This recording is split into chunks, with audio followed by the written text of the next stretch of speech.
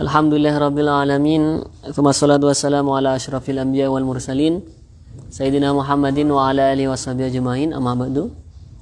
Alhamdulillah di malam hari ini di sini dalam keadaan dingin ya, hujan.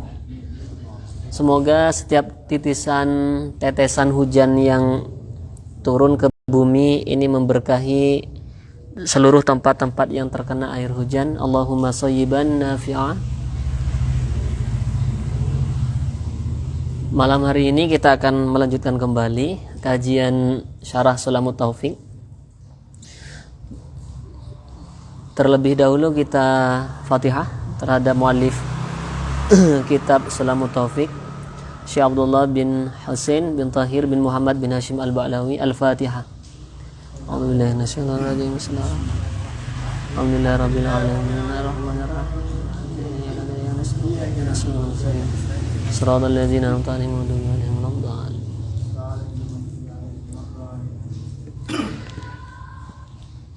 Kita akan membahas satu topik yang ini berkelindan dengan status kita sebagai seorang mukallaf.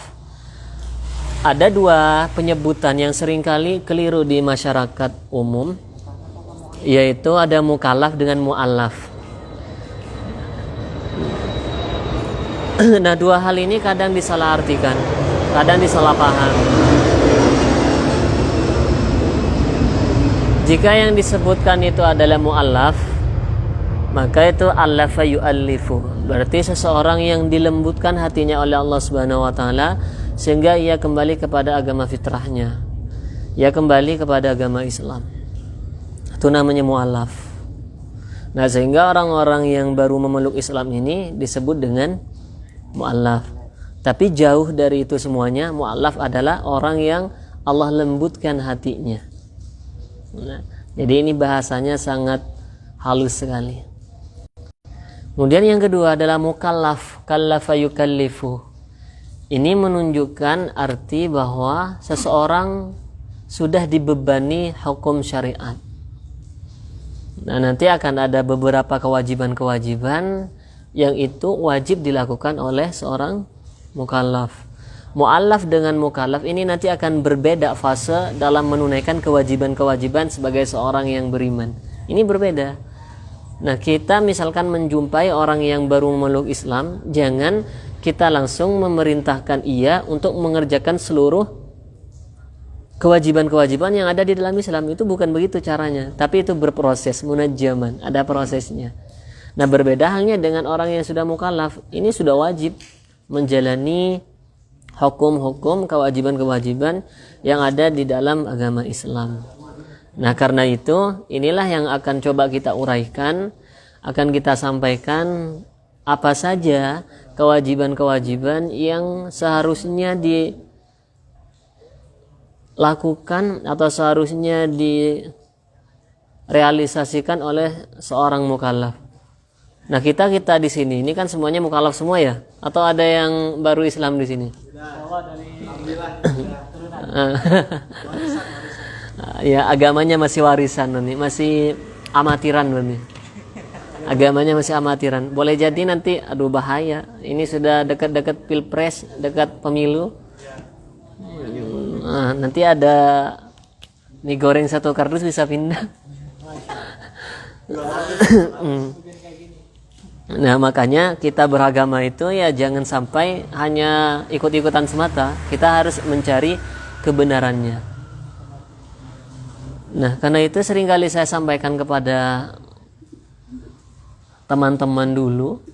Kemarin juga saya bertemu dengan salah satu teman yang agamanya Hindu.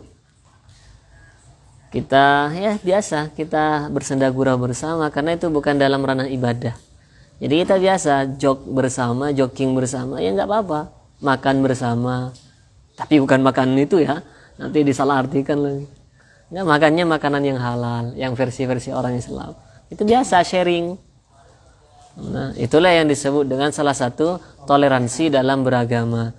Yang disebut dengan lakum dinukum waliyad. Ya, masalah ibadahnya ya monggo, wang sewang, dewe-dewe gitu kan. Bismillahirrahmanirrahim. Qala al-musannifu rahimahullahu ta'ala wa nafa'ana bi ulumihi wa amadana bi asrarihi fid dharain amin. Halaman berapa sekarang ini? Halaman kalau di kitab saya halaman yang ke-15. Nah, kitab saya di sini yang menggunakan syarah Sulamut Taufik ya. Dan syarahnya adalah Syekh Muhammad Nawawi.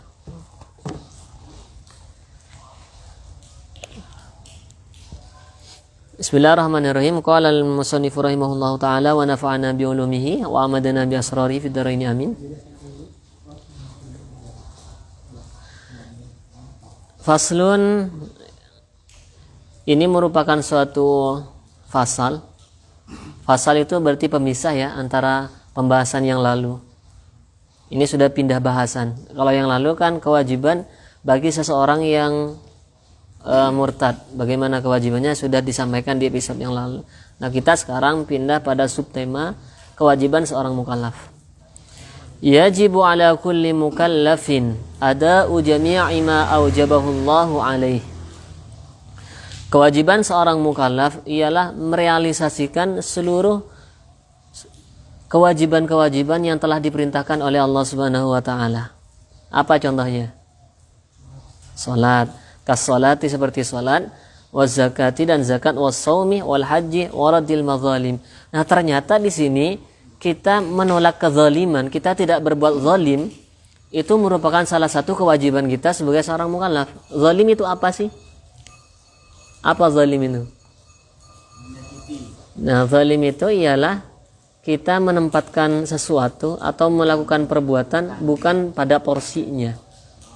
Nah, itu namanya zalim. Ya, banyak sekali contoh-contohnya. Atau misalkan di taklim, waktunya taklim misalkan tidur, nah, dan lain sebagainya. Itu kan salah satu bentuk kezaliman. Walaupun ini apa ya istilahnya? Ya, kecil tapi sangat berdampak lah. Nah, karena dia sudah la'ibau wa lahwa, sudah bermain-main di dalam taklim. Ini juga termasuk kezaliman. Nah, puncak dari kezaliman itu disampaikan oleh Al-Quran, inna syirka la zulmun azim. Puncak dari kezaliman itu adalah syirik itu sendiri. Mengapa syirik itu disebut dengan kezaliman? Karena seseorang yang musyrik, dia menempatkan keyakinannya itu bukan kepada Allah Subhanahu wa taala, melainkan kepada selain. Makanya disebut syirik, disebut dengan zalim yang sangat besar, karena bukan di situ harusnya. Nah, jadi itulah yang disebut dengan kewajiban-kewajiban sebagai seorang mukallaf. Wa yajibu alaihi ay yu'addiyahu ala amarahu Allahu bihi minal ityani bi arkanihi wa syurutihi. Dan wajib juga terhadap orang mukallaf yang sudah dibebani hukum syariat itu, dia harus melakukan kewajiban-kewajiban itu sesuai dengan rukun dan syarat yang telah ditentukan. Jadi kalau sholat rukun dan syaratnya sudah seperti itu, ya jangan ditambah-tambah atau jangan dihilangkan. Nanti ada yang sholat misalkan seperti ada sekte-sekte yang sholatnya itu berbeda dengan sholat kita semuanya. Itu ada. Makanya kalau kita memahami aliran-aliran yang ada di dalam Islam, itu ada yang seperti itu. Nah, begitu pula dengan kita sholat. Di sini disampaikan oleh Nabi Shallallahu Alaihi Wasallam bahwa ada orang yang sholat, kata Nabi, namun di dalam sholatnya dia korupsi. Jadi koruptor versi ibadah dalam sholat itu ada. Nah, apa contohnya?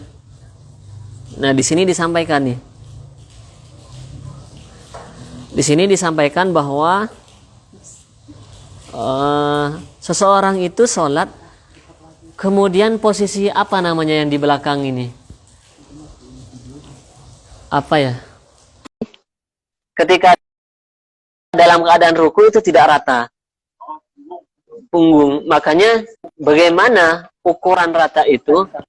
Maka disampaikan setidaknya ketika diletakkan papan di atas punggung kita, itu papannya bisa seimbang, bisa nggak jatuh. Ya tentu kita tidak bisa menafikan orang yang sudah tua, kemudian sudah buku, begitu kita paksakan untuk lurus. Bisa jadi patah langsung rumah sakit. Kalau orang-orang sudah lansia, enggak. Tapi kita menilainya secara normal. Jadi seperti kita-kita ini yang masih memungkinkan dalam kondisi untuk meratakan, memposisikan punggung dalam keadaan yang merata, itu harus seperti itu. Makanya kata Nabi SAW disampaikan, Sallu kama ra'aitumuni usalli. Jadi bagaimana salatnya Nabi? Ya diperhatikan, dan itu semuanya dijelaskan di dalam hadis-hadis beliau. Suatu ketika Nabi itu berada di masjid, kemudian ada sahabat yang masuk. Sahabat ini kemudian sholat. Kemudian selesai sholat yang pertama, Nabi langsung menyampaikan, Sholli fa innaka lam tusolli. Ada sahabat di zaman Nabi, sholat persis dilihat oleh Nabi. Kemudian kata Nabi, sholat lagi. Kamu nggak sholat tadi. Sahabat akhirnya sholat lagi itu, Mas. Sholat yang kedua, ngulang ceritanya. Diulang lagi, keliru lagi sholatnya. Salah lagi. Kemudian yang ketiga, sahabat ini sholat kembali mengulangi. Kemudian ditegur kembali oleh Nabi. Kamu belum sholat. Sholli fa innaka lam tusolli. Kamu belum sholat tadi. Jadi ada orang yang sholat ternyata nggak dianggap. Sama halnya dengan yang seringkali saya ilustrasikan, kita cinta terhadap seseorang, ternyata yang kita cintai nggak cinta. Itu kan bertepuk sebelah tangan. Gimana? Nah, iya jadi seperti itu. Maka kemudian sahabat ini bingung, ya Rasulullah. Ya kurang lebihnya bahasanya bagaimana caranya supaya saya tuh benar-benar dalam keadaan sholat. Maka Nabi kemudian mencontohkan. Ternyata yang keliru itu, Mas, bukan dari sholatnya saja. Dari prasolatnya, dari wudhunya, kemudian dicontohkan oleh Nabi. Sholatnya begini oleh Nabi, maka muncullah kemudian, Sallu kama ra'aitumuni usalli. Sholatlah kalian sebagaimana persis melihat saya sholat. Nah, tentu kita sekarang nggak bisa lihat Nabi, kan? Ya, Nabi palsu yang Nabi KW.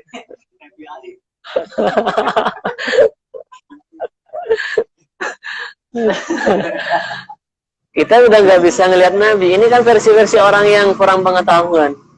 Nah, maka kita sampaikan al-ulama warasatul anbiya. Nah, para ulama itu adalah pewarisnya para nabi. Jadi kita mengikuti bagaimana ulama itu sholat. Karena itu merupakan cerminan dari sholatnya ya Nabi Muhammad SAW. Jadi perhatikan betul loh. Sujud itu yang benar bagaimana? Dalam keadaan inkishaf. Inkishaf itu dahinya harus tidak ada sesuatu yang menghalangi untuk sujud. Atau misalkan rambutnya gondrong, itu nggak boleh. Dan ketika sujudnya ternyata bukan ke bumi, malah ke rambut. Atau misalkan sujudnya nggak nekan, hanya dioleskan gitu nih. Kenapa? Sajadahnya berlapis. Enggak usah jauh-jauh, Mas. Iya. Enggak masalah. Karena kenapa enggak masalah? Karena itu langsung nyentuh dengan bumi. Dan itu bukan bagian dari anggota kita. Berbeda halnya dengan rambut atau peci, kan udah nempel di badan kita. Nah, udah ikut bergerak. Jadi seperti itu. Makanya syarat sahnya sujud itu ya harus ditekan. Nah, ukurannya adalah sekiranya kita sujud, pas diangkat itu membekas, bekas sujud kita itu ada. Nah, ya itu juga bagus. Orang yang jidatnya hitam itu jangan salah, berarti kita asnuzannya memang ahli sujud. Walaupun akhir-akhir ini sudah identik dengan aliran tertentu. Nah, tren dikusung supaya hitam atau di gimana terserah lah gimana. Nah, itu bukan. Karena yang disebut dengan yang disampaikan oleh Allah itu Muhammadur Rasulullah, nanti ada walladzina ma'ahu asyidda'u 'alal kuffari ruhama'u bainahum tarahum ruk'an sujada yabtaguna fadlan minallahi wa ridwana simahum fi wujuhihim min atharis sujud. Nah, yang disebut dengan tanda yang terdapat di wajah kita itu adalah bekas sujud itu. Bukan berarti harus jidatnya hitam, enggak. Tapi kita tidak menyalahkan orang yang jidatnya hitam karena sujud. Itu perlu ya kalau kita bahasakan perlu diapresiasi juga. Karena berarti dia hamba yang sering sujud. Makanya kita ini yang perlu dicurigakan. Kok jidatnya nggak ada yang bekas-bekas gitu. Atau jangan-jangan pas sujud nggak ditekan, takut skincare-nya luntur. Oh, bahaya ya. Oh ya jatani bu mubatilatihi, dan kita menjauhi hal-hal yang membatalkan. Ya banyak lah ya. Contoh-contoh. Kalau kita misalkan di mazhab Syafi'i itu nggak boleh. Saya tanya nih, suami istri itu kalau sama-sama dalam keadaan suci, kemudian dia menyentuh dua-duanya, dia batal nggak wudunya? Kenapa batal? Alasannya apa?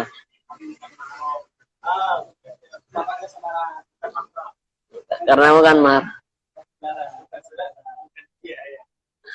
Iya, karena yang paling rasional itu adalah karena perempuan itu ajnabiyah atau yang laki-laki ajnabi. Memang tidak ada nasab dengan suami atau istrinya. Ya walaupun kita kalau urutkan dari Nabi Adam semua, tapi enggak itu maksudnya. Makanya salah satu alasan rasionalnya karena ajnabiyah. Walaupun di madhab yang lain diperbolehkan ada. Jadi suami istri nyentuh, selagi nyentuhnya itu bukan muqaddimah untuk yaitu itu tuh, itu enggak apa-apa. Nah kalau madhab Syafi'i, sebelum itunya terjadi, karena madhab Syafi'i itu menganggap orang laki-laki dan perempuan menyentuh itu langsung timbul syahwat ya. Timbul syahwat dan itu merupakan memang muqaddimah untuk melakukan hubungan. Maka sebelum itu terjadi, antisipasi dulu. Makanya madhab kita di batal hukumnya. Jadi wajib bagi kita untuk menjauhi hal-hal yang membatalkan. Apalagi wa yajibu alaihi amru man ra'ahu tarika syai'in minha. Kita wajib untuk menyuruh seseorang ketika dia sholat nih. Ketika dia sholat kemudian ada sesuatu yang tertinggal di dalam sholatnya. Apa misalkan contohnya? Ya misalkan nih, misalkan rokaatnya yang paling sering terjadi ya rokaat kurang, kalau kunut itu ranah khilafiyah. Boleh kunut, boleh enggak, yang enggak boleh enggak subuhan. Itu yang bermasalah di situnya. Enggak usah dilanjutin Mas Rizky. Jadi kita wajib untuk memberitahu. Nah, kalau laki-laki salat dengan laki-laki ataupun orang yang laki-laki nih salat dengan laki-laki dan perempuan. Ketika mendapati imamnya waidana bahu syai'un fis shalah, lupa rukunnya misalkan entah rakaatnya kurang satu dan lain sebagainya, maka bagaimana caranya? Cara kita untuk mengingatkan. Ya maka sabah. Kalau perempuan bagaimana? Perempuan sama-sama perempuan nih, berarti santri di atas, imamnya kan perempuan juga. Ternyata si imamnya lupa no. Misalkan harusnya pas di 2 rakaat dia tahiyat awal. Kemudian dia ngulas mau berdiri itu. Gimana tuh makmum harusnya? Batal. Beda dengan laki-laki. Inilah salah satu yang membedakan laki-laki dan perempuan. Perempuan itu nanti kalau kita lanjutkan di tafsir ayatul ahkam ada perbedaan hukmu sautil mar'ati haram amla. Suaranya perempuan itu haram nggak sih? Ya apalagi kalau kita ke tempat-tempat tertentu dan ayo mas beli ini gitu kan. Kemudian bahasanya gemulai, nah itu ya jelas haram kalau seperti itu. Nah, maka kalau perempuan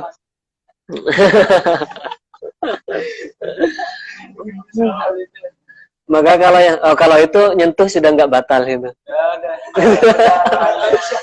Udah mati rasa nih. Nah, ini serius ya.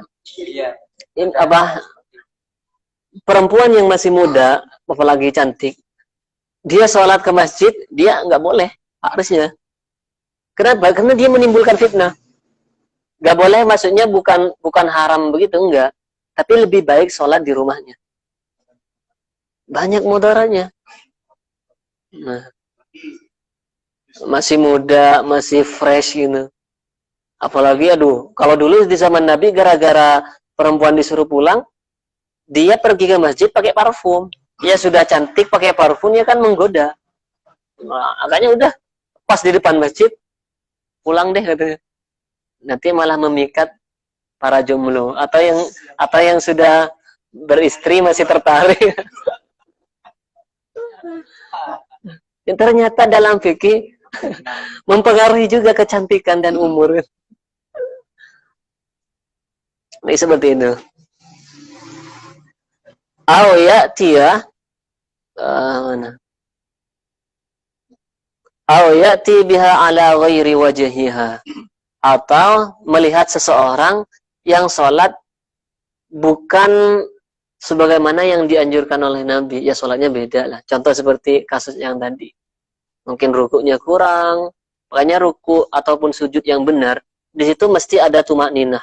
Ingat ya, tumak ninah itu artinya tenang. Walaupun di dalam fikih itu diistilahkan dengan sekedar membaca subhanallah itu. Tapi jauh dari itu semuanya adalah kita harus tenang dulu. Jadi kita ruku subhanallahil azim bihamdihi, kita harus tenang. Itu namanya tumak ninah. Nah, kalau kita buru-buru, Allahu Akbar. Nah, banyak. Saya ini, mumpung saya ingat, saya sering kali melihat orang yang dalam keadaan bangun dari ruku, dia tidak sempurna. Iktidalnya itu, bangun dari ruku, dia nggak tegap itu. Ini yang normal, bukan lansia ya. Dia nggak, baru ruku ini, subhanallah, belum, masih gini, ini masih buku, langsung sujud. Itu sudah batal salat. Nggak ada iktidalnya. Itu sudah ruku. Bangun dari ruku itu namanya iktidal. Nah, atau sujud misalkan cuma dioles tuh gitu. Atau bangun dari sujud langsung ruku lagi, itu batal. Nggak ada i'tidal atau nggak ada tumaninahnya. Itu namanya orang yang disampaikan oleh Nabi koruptor di dalam sholat. Iya, hanya nih saya bacakan hadisnya nih.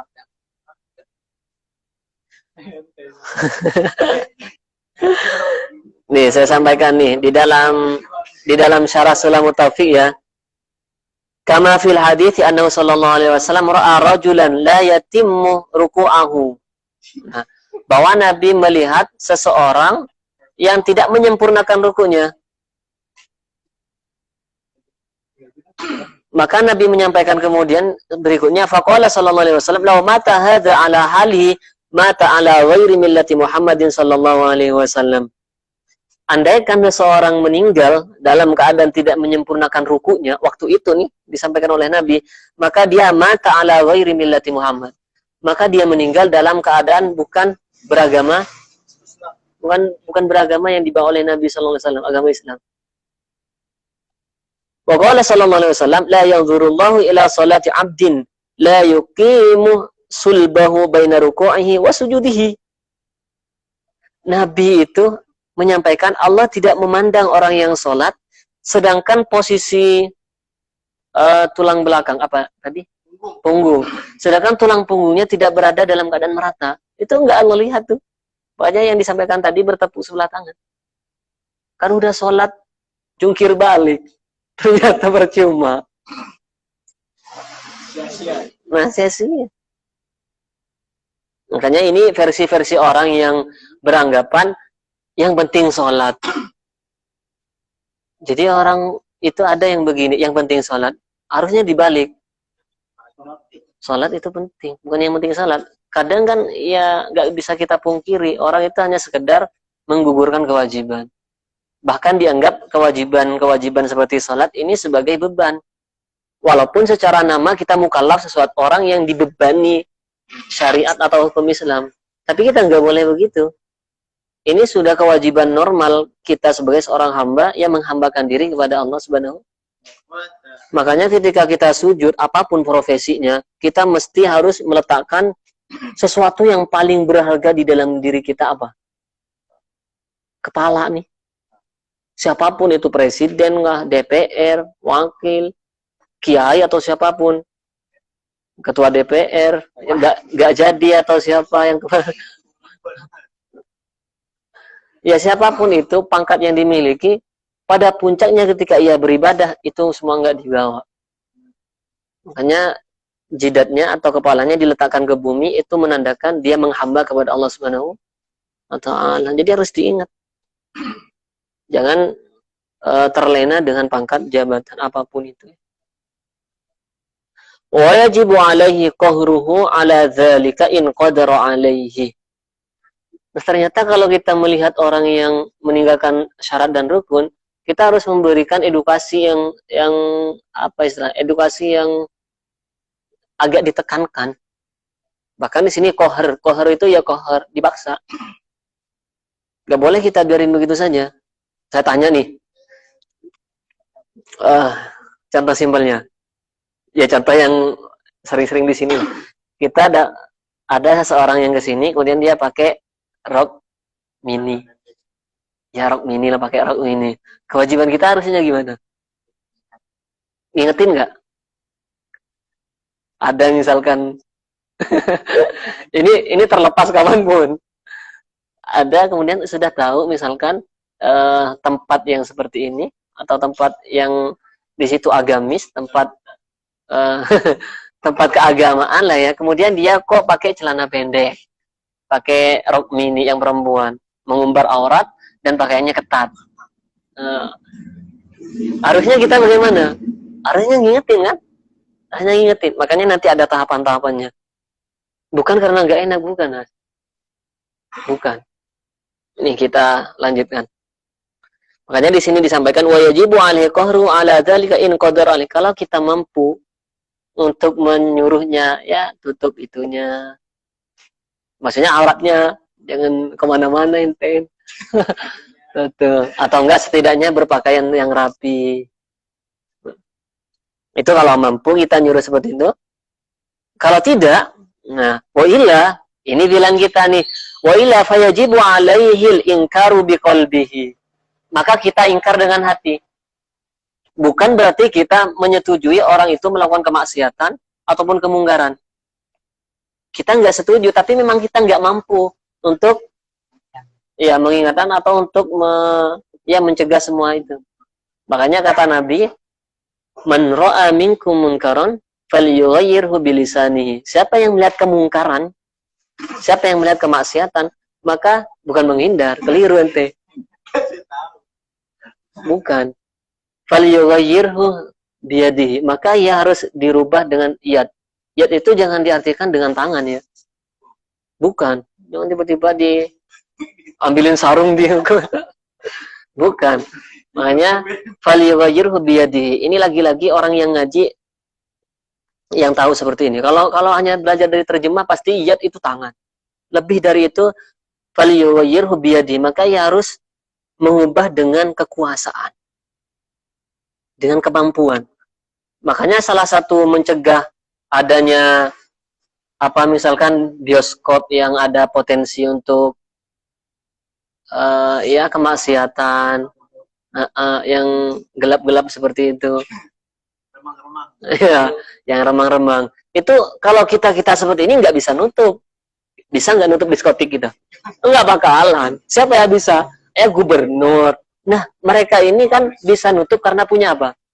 Kekuasaan. Maka itulah yang dinamakan dengan yad.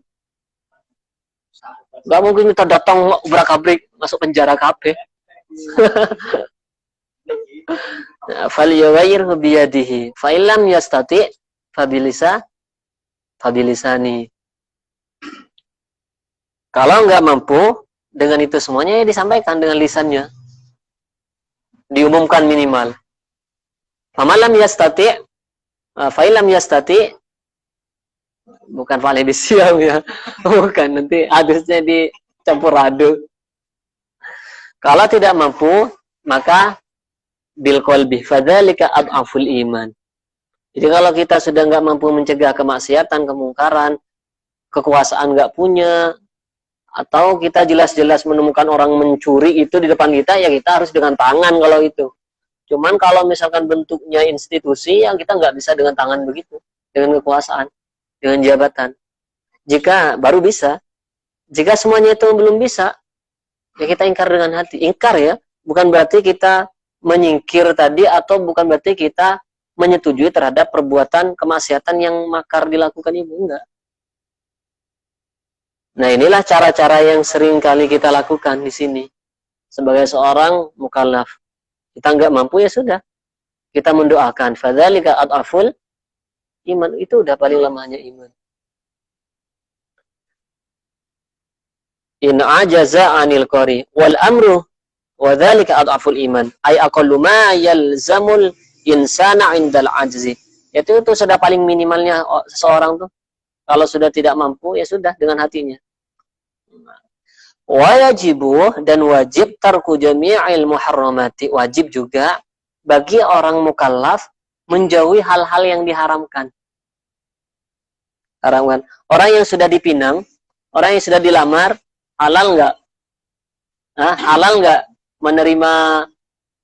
menerima pinangan kembali? Halal kalau orangnya mau. Nih Mas Arif, dia udah ngelamar fulanah. Ternyata dilamar oleh Tatadam. Nah, gimana tuh? Boleh nggak si cewek ini berantem? Boleh nggak? kan ini baru dilamar. Nah, maka di sini saya hadis Nabi itu nggak boleh menerima lamaran dari orang lain sementara ia sudah dilamar, kecuali pertimbangannya itu adalah kesolehannya. Itu boleh. Iya. Lebih soleh, lebih ini, ya sudah. Maaf Mas Rasido gitu. Berubah pikiran. Nah, itu boleh. Ini lagi-lagi nah, karena kan sebelum janur kuning melengkung, kan belum. Itu kan masih cek fisik dulu. Masih survei. Maka wajib bagi seorang mukallaf menjauhi segala hal-hal yang diharamkan. Ayam halal nggak? Ayam halal nggak kalau dimakan? Halal nggak? Ayamnya kalau ditarik di kampus. Ya kalau ayam kampus.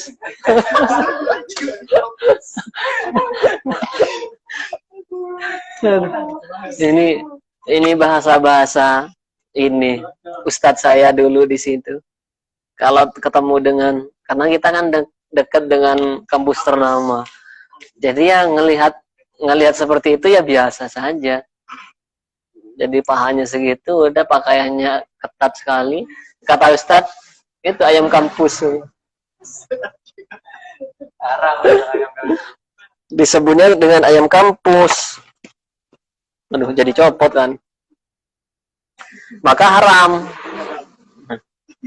Orang mukallaf seperti kita misalkan, itu juga haram memakan sesuatu yang diharamkan, seperti ya babi, seperti anjing, atau makanan temennya diambil, itu juga haram kalau tanpa izin. Sama haram itu digasok.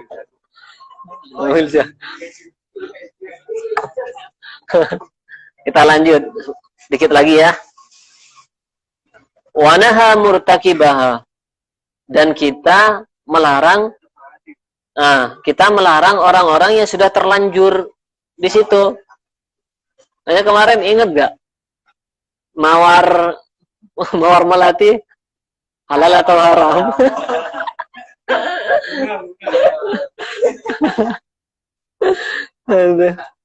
Yang wahallallahu al-bai'a wa harrama riba. Yang halal itu adalah jual beli. Ya, jual beli itu halal. Wa harrama riba. Riba itu jelas diharamkan. Jadi hal itu sudah tidak perlu dipertanyakan kembali. Kalau antara riba dengan jual beli. Nah, itu Mas, Yang dipertanyakan kemarin itu masuk di buy, itu masuk di jual beli. Kedati pun jual belinya nanti ada pertukaran jasa dan lain sebagainya. Ini nanti diolah di situ. Akadnya akad apa? Kemarin beliau ada yang menyebutkan akad mudharabah. Nanti seperti pegadaian itu akadnya berbeda lagi. Karena banyak akad di dalam fikih. Itu harus dipelajari bagi lebih ente nih SE Arif Kuncoro SE. Ada ini nih. Wa man'uhu qahran minha, dan kita harus mencegah secara paksa supaya orang mukallaf ini tidak terjerumus ke dalam melakukan keharaman. Haram ya. Jadi ada yang ngelihat mandangin cewek gitu sampai nggak berkedip karena katanya pandangan pertama pandangan pertama itu katanya yang nggak dosa. Ya beda lagi kalau mantengin. Makanya perempuan itu sangat hati-hati. Perempuan itu diperbolehkan ketika dia bertransaksi, itu boleh. Maksudnya boleh melayani ketika jualan, apa? Atau ketika ente melamar, itu boleh ngelihat. Apa saja yang dilihat? Wajahnya, wa kaffaiha. Yang boleh dilihat itu wajahnya. Makanya yang bercadar pun itu nggak apa-apa dibuka. Karena yang dibilang tadi survei dalam Islam itu ada dan itu anjuran. Ini sudah bukan cuma kumisan, jenggotan.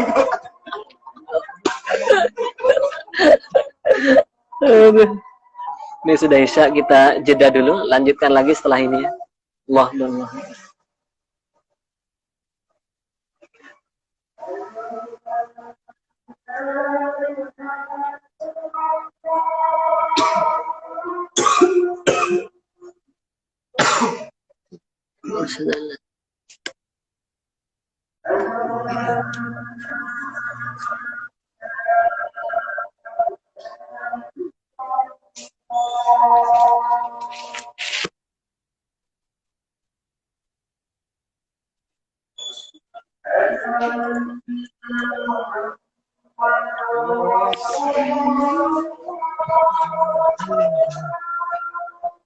Sayyidina Muhammadur Rasul.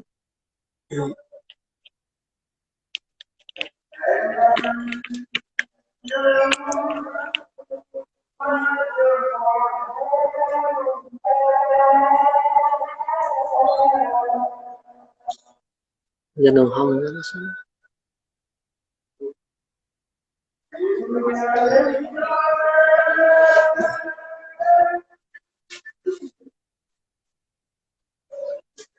La haula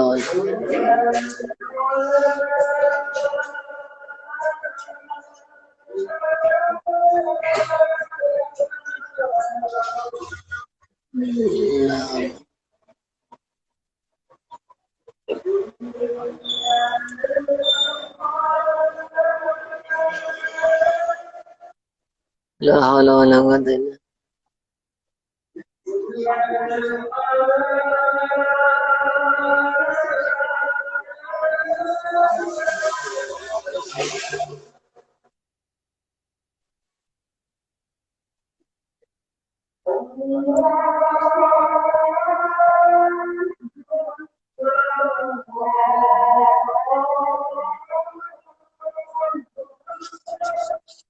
Allah.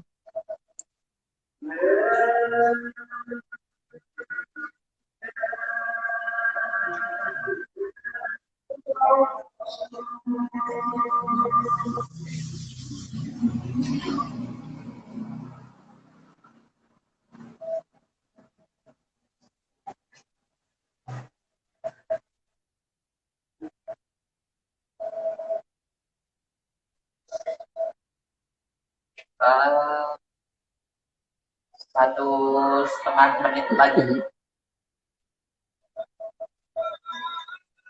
Ya dikencengin aja biar kedengeran.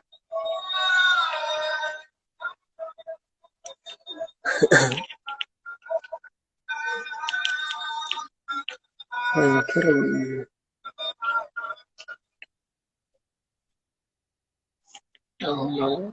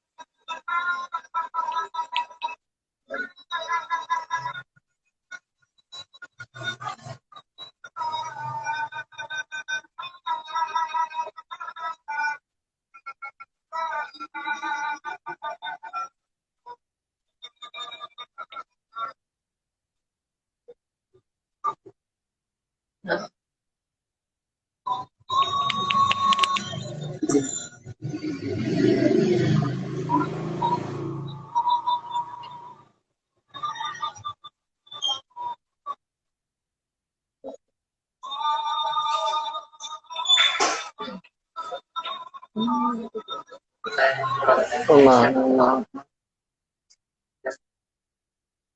Ya. Bismillahirrahmanirrahim. Di sini Nabi menyampaikan nih, saya ingin menyempurnakan sholat yang tadi. Annahu qala sallallahu alaihi wasallam, aswa'un nasi, paling jeleknya manusia, paling buruknya manusia, sariqah, ialah pencuri. Alladzi yasriqu min salatihi, yang ia mencuri dari salatnya. Kemudian sahabat nanya, qalu ya Rasulullah, kaifa yasriqu minas salati? Ya Rasulullah, bagaimana sih orang yang disebut nyuri di dalam salatnya? Maka Nabi menyampaikan, qala la yatimmu ruku'ahu wa la sujudahu. Maka kemudian Nabi menyampaikan, ialah orang yang salat tapi dia tidak menyempurnakan rukuknya, tidak pula menyempurnakan sujudnya. Kita ilustrasikan sebagai orang yang salatnya buru-buru, orang yang ada salat ekspres gitu. Sehingga saking ekspresnya dia tidak melakukan kewajiban-kewajiban yang sempurna di dalam salat. Bahkan rukuknya, sujudnya itu enggak sempurna. Maka itulah yang disebut dengan sariqah, atau orang yang mencuri. Kembali lagi, wa naha murtakibaha wa man'uhu qahran minha in qadara alaihi wa illa wajaba alaihi ayyunkira dzalika biqalbihi. Kalau kita sudah tidak bisa merubah seseorang yang berbuat kemungkaran atau kemaksiatan, kita tidak bisa merubah atau mencegahnya, maka cukup mengingkari dengan apa? Dengan hati. Ingat ya, sekali lagi, kita ingkar dengan hati bukan berarti kita menyetujui orang itu berbuat kezaliman, bukan. Tapi memang kita keterbatasan untuk melakukan pencegahan itu semua. Wa mufaraqatu mawdi'il ma'siyati. Nah, dan yang berikutnya adalah kita harus mufaraqah, harus berpisah dari tempat maksiat. Jadi seperti contoh yang tadi, ada tempat dugem nih, ya kita jangan coba-coba untuk mendekat, penasaran nih misalkan, kemudian masuk, tiba-tiba masuk ngefly, udah hilang. Ngefly. Nah, apalagi seusia ya Mas Ari, ini kan seusia masih bukan bandel, masih ingin penasaran, ngerasa ingin tahunya itu tinggi. Jadi ingin tahunya tinggi di situ. Karena kan masih coba-coba dulu. Makanya jangan coba-coba kalau dalam maksiat. Kalau jelas di situ ada kemaksiatan, nggak usah dekat-dekat kalau nggak mampu. Jangan pengen ngedakwahin yang di klub, bukan makomnya. Nah, nanti malah kita niat mau ngerubah di sono, ternyatanya kita yang iya, udah kebalik. Bahkan lebih liberal daripada yang di diskotik nanti. Nah, wal haramu, apa yang disebut haram? Apa haram? Wah, ngeluarin rokok kan. Nanti rokok. Aduh, bahaya kalau ngomongin dukhon. Wal haramu, apa yang disebut haram? Rokok itu haram bagi ibu hamil, itu haram. Kemudian bagi anak kanker, impotensi dan gangguan kehamilan dan janin, nah itu haram. Kena membahas. Aduh, apalagi yang nganggur. Jangan keseringan nganggur makanya. Iya benar, haram itu udah. Aduh. Wal haramu ma tawa'adallahu murtakibahu bil iqabi. Haram ialah sesuatu yang kalau dilakukan Allah ancam dengan adanya siksa. Ya kurang lebihnya kita misalkan di pesantren ada peraturan-peraturan yang itu tidak boleh dilanggar. Kalau dilanggar berarti akan ada punishment, ada iqabnya itu tadi. Ya sama dalam ranah keislaman, dalam ranah hukum syariat, ya ada takzirnya. Ya konsekuensinya sudah seperti itu. Nah, aduh sama halnya dengan orang, berarti Allah buat neraka biar ada yang ke situ. Aduh parah pemikiran seperti ini. Aduh, ini kacau ya ada pemikiran seperti ini. Ya sudah, kalau ada yang pemikirannya begitu ya sudah, silakan gitu. Jadi haram adalah ma tawa'adallahu murtakibahu bil iqabi. Sesuatu yang jika dilakukan maka diancam ya narapidana dari Allah Subhanahu wa taala. Nah, diancam pidana dari Allah. Karena wa wa'ada tarikahu bisawabi. Jadi kalau dikerjakan haram itu mendapat dosa, kalau ditinggalkan dia mendapat pahala. Jangan sampai dipisah, mendapatkan pahala bisawabi. Ya, saya kira itu yang bisa coba kami uraikan. Walafu minkum wallahu a'lam bishawab. Wassalamualaikum warahmatullahi wabarakatuh. Subhanakallahumma wa bihamdika asyhadu an la ilaha illa anta astaghfiruka wa atubu ilaik.